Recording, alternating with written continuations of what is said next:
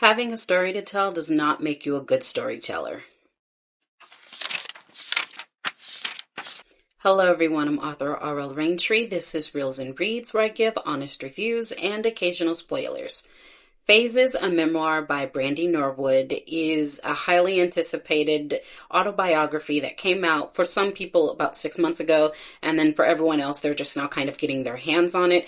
It's, at least at my Barnes & Noble, it was just over $20. That's pretty normal in price, but for me it was a little pricey for what we actually got.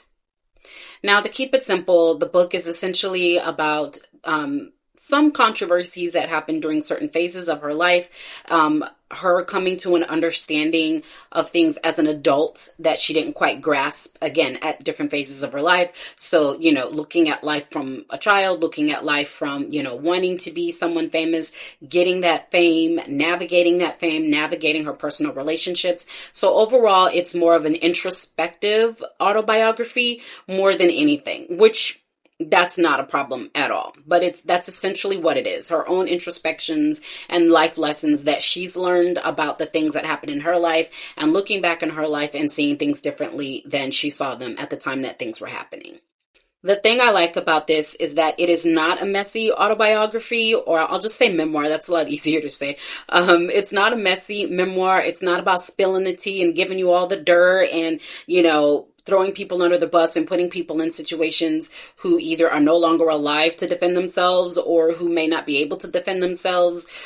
It's not a Britney Spears novel, and that's not to put down Britney Spears' novel. I feel like Britney Spears' autobiography needed to be told because every phase of that woman's life, she was a victim. So it isn't like Britney Spears or Demi Moore's or even Viola Davis's autobiographies, but I do like that it's more of a focus on the way she sees things, the way she's matured in life, and the way she sees things compared to when it happened, compared to now. So I do like that it's not like all of the other autobiographies.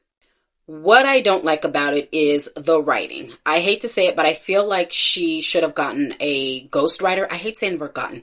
Should have hired a ghostwriter, not because it's terribly written. I won't go that far. But I feel that when it comes to the way she tells the story, a ghostwriter or at least a writing coach would have helped tell the story a little better. And I'm not the only one. There are plenty of Black female spaces, book spaces specifically, where people said, even, including the audiobook, it moved way too slow. Now, I'm a patient reader. I will read what some people call a slow burn, which to me is really just plot. But I will read a book, autobiography, fiction, nonfiction, that takes its time getting to what it's trying to accomplish if there is a payoff. And when it comes to phases, there was never really a payoff. Now, I'm going to give her some grace here because I know everything that she talked about. Nothing she talked about was a secret. Nothing she talked about I couldn't find on Google. And if you were a fan of hers, as I was as a child growing up, then there's nothing she told us that we didn't already know. And I found that to be a disappointment. If you are a person who doesn't really know much about Brandy, as far as like her personal life, that sort of thing, you're definitely going to get a lot more out of this memoir. I highly recommend it to people who don't know much about her personal life, or if you're a younger generation who didn't discover her until roughly around like her Full Moon album, for example, somewhere around then, or maybe you didn't discover her until her and Monica went on tour. No shade, but you're going to get the most out of it. But those of us who were with her, when she was on Thea, those of us who were with her, before she even got Cinderella, before Moesha, you didn't learn anything you didn't know. And I don't just mean as far as controversies and, questions about, did she have an eating disorder? She was so incredibly thin, and, all of the stuff that would normally wind up in gossip rags. I'm not just talking about that. I'm talking about Brandy as a person. We don't learn anything. I won't say we don't learn anything. We don't learn very much about her as a person. And again, I'm going to compare it to Demi Moore's autobiography, which I read in just a couple of hours and cried nonstop. Viola Davis's autobiography, which warmed my soul because I realized that here's a woman from a completely different generation who understands me better than anybody else simply because of the way she wrote her autobiography. So there's a disconnect between the reader and the person whose story we're reading about.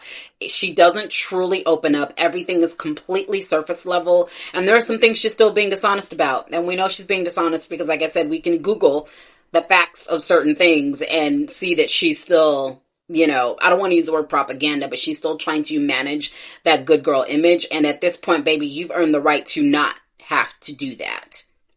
I also want to briefly take a moment to talk about the controversy of Black women not being, or just Black people in general, not being able to dislike something by another Black person. I understand being a fan and I understand limerence, but there comes a point when it becomes abusive when you don't allow other people to critique it. Part of reading, whether you're a fanatic, whether you're a book talker, a booktuber, a bookstagrammer, part of being a reader, period, casually or otherwise, is being able to critique what's on the page.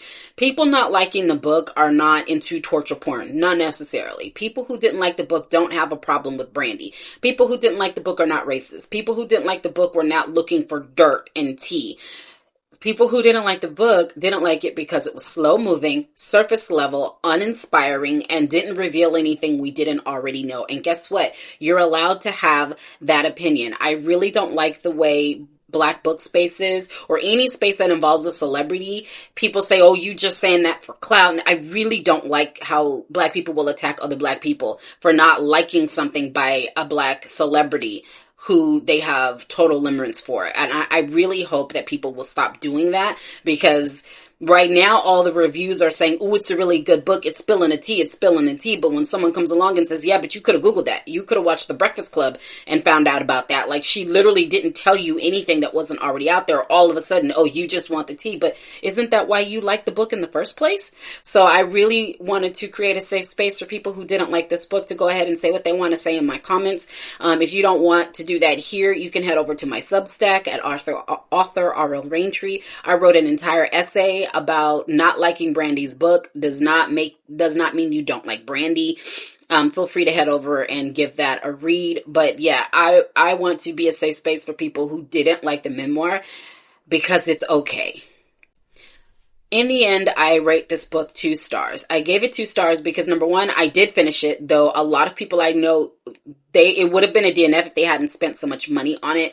The price of the book, it's not just Brandy's book price that's the problem. It's just in general. When you spend that much money on a book, you feel like you kind of have to finish reading it. Those of you who bought hard copies.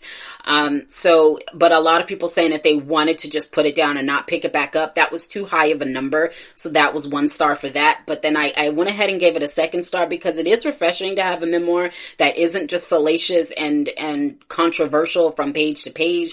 Sometimes it's just, a happy, peaceful, just calm retelling of someone's life story, and that's okay too. I just wish it wasn't so surface level. I didn't give it 3 stars because I would not recommend it to anybody, but I also didn't give it 1 star because, again, if you don't know much about Brandy as a person or her personal life and you weren't reading the rags, then all of this is news to you and you're going to get so much more out of it. So once again, let me know what you thought of this memoir. This is a safe space. Be polite in the comments or your comment will get deleted. And as always, thanks for watching.